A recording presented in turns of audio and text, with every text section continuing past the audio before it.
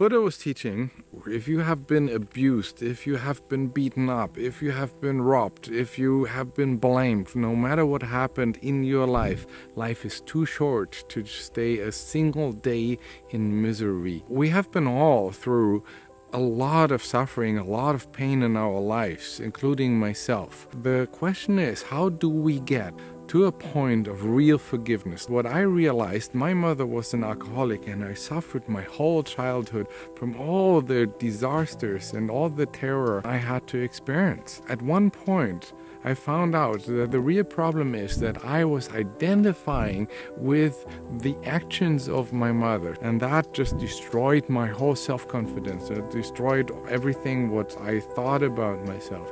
And in the moment I realized, wait a second, this is a problem of another person, not my problem. This is not who I am. Then I started to realize that forgiveness means that I de-identify with my past. That I realized that I am not the sum of what other people imposed on me. I'm not the sum of my experiences. And this is where meditation kicks in. It makes you push the reset button and you look, who am I? Beyond my conditioning, beyond my experiences, beyond what I think who I am. One example is a true story of a woman in the States. One day the police came and said, your son, who was 14 years old, has been shot by a 16-year drug addict. She went to court, and in the day when he got his sentence, she went up to this guy and says, I'm going to kill you.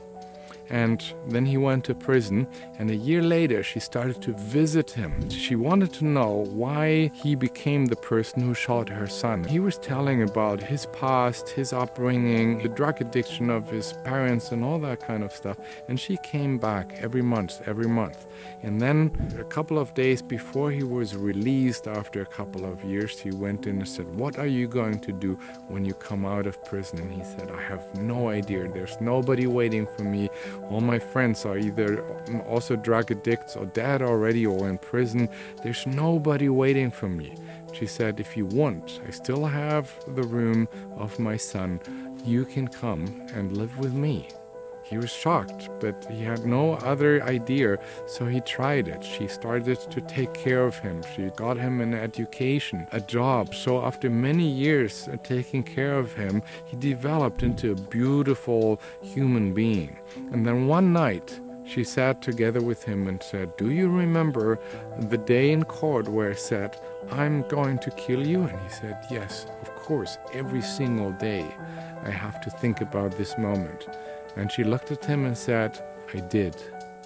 With my love, I killed the person who killed my son. And this is the power of forgiveness. The power of forgiveness can transform everything. It can transform your own life, it can transform societies, and it transforms how we live, act, and what we think.